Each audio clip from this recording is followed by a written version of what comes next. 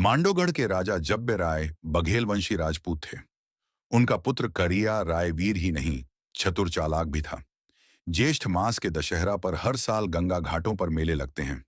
जाजमऊ घाट पर भी मेला लगता है।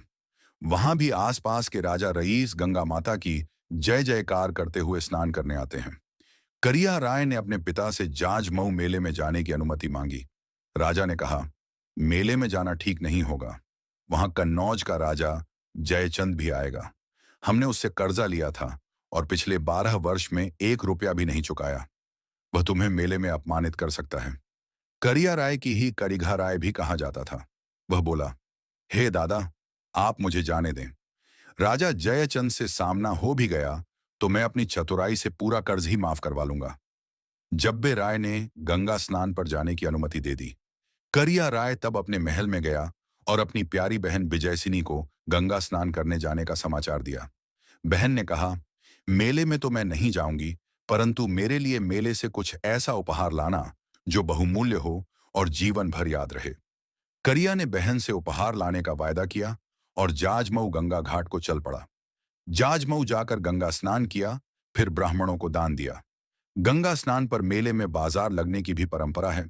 लोग अपने काम की तथा अपनी पसंद की चीजें मेले से खरीद कर ले जाते हैं ताकि याद बनी रहे। परिवारजनों तथा मित्रों के लिए उपहार भी ले जाते हैं। करिया राय को भी बहन के लिए उपहार खरीदने की याद आई। उसने सोचा कि हीरों जरा नौलखा हार उपहार में दिया जाए तो कैसा रहे। बाजार में बार चार घूमा, पर असली हीरों वाला नौलखा हार कहीं नहीं मिला। इसी दौरान करिया राय की भेंट माहिल राय से हो गई। जब माहिल को पता चला कि करिया नौलखा हार की तलाश में है, तो उसने चुगली लगाई, राजा होकर बाजारों में हार खोज रहे हो, जिनके यहां हार हो अपनी शक्ति से छीन कर ले आओ। करिया तो उत्पाती था ही, बोला, अरे, ये तो पता चले कि नौलखा हार मिलेगा कहां, फिर तो उसे उड़ा लाना मेरा काम है। माहिल ने बताया, महोबा में राजा परिमाल की रानी मल्हना के पास हीरो जरा नौलखा हार है, जाओ छीन लाओ। करिया राय को तो मानी पंख लग गए। वह तुरंत महोबा के लिए चल पड़ा। सेनाती साथ होती ही है। एक गांव में रहीमल, टोडरमल, दसराज तथा बछराज 4 भाई रहते थे। वे बक्सर के रहने वाले थे। इनका वनवासी होने के कारण बनाफर गोत्र था। इनके पास ही बनारस का रहने वाला तालहन रहता था, जिनके 9 पुत्र और 18 पौत्र थे।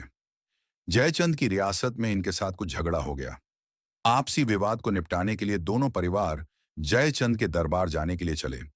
वे महोबा जा पहुंचे। वहां उन्होंने किसी राहगीर से कन्नौज जाने का मार्ग पूछा। राहगीर ने जाने का कारण पूछा तो उन्होंने दोनों परिवारों का आपसी विवाद सुलझाने की बात बताई। यात्री ने कहा, कहां जयाचंद को खोज रहे हो? यहीं महोबा में महाराज परिमाल के पास चले जाओ। दोनों परिवारों को सुझाव अच्छा लगा। महोबा के द्वार पर राहगीरों के लिए ठहरने के लिए कमरों की व्यवस्था थी। दुद्वार रक्षकों ने दोनों परिवारों को वहीं ठहरा दिया और कहा, राजा परिमाल को समाचार भेज देते हैं। जब तक वे दरबार में बुलाएं, आप यहां प्रेम से रहिए। भोजन का प्रबंध राजा की ओर से होता है। आप लोगों को कोई असुविधा नहीं होगी। दुवार रक्षकों की बात सुनकर दोनों परिवार वहीं ठहर गए। इधर करिया राय उरई नरेश माहिल के बहकावे में आकर महोबा पहुंचा।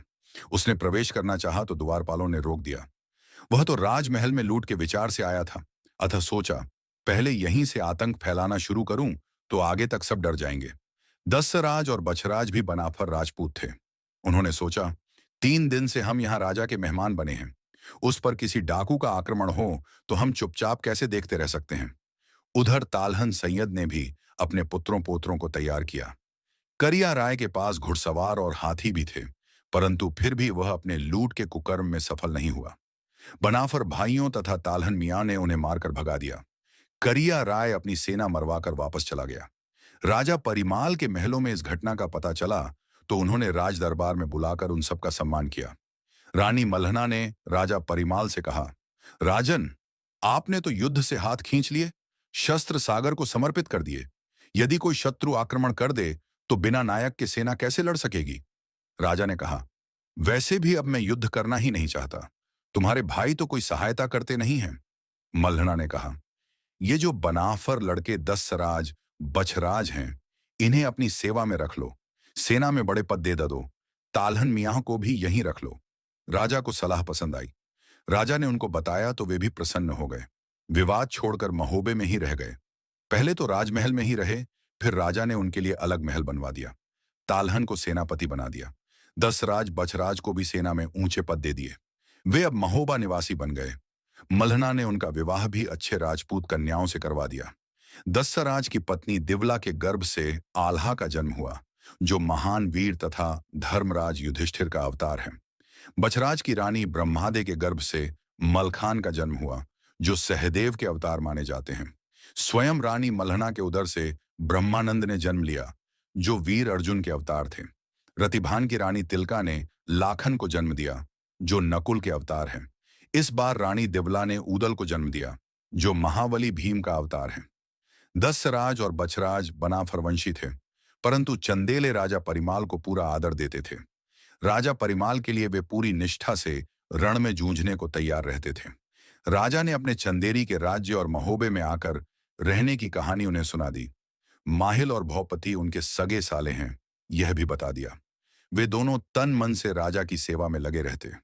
कुछ दिन बाद तालहन सैयद बनारस लौट गया और दसराज सेनापति बन गया। माहिल का मन बरसों बाद भी परिमाल से बदला लेने को मचलता था। बहन का भी वह भला नहीं चाहता था। एक बार फिर उसने करिया राय को महोबा पर आक्रमण करने के लिए उकसाया।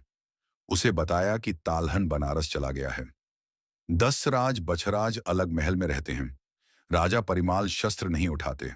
अतः अब महोबा पर आक्रमण करो और बहन मल्हना का 9 लखा हार व अन्य आभूषण लूट ले आओ।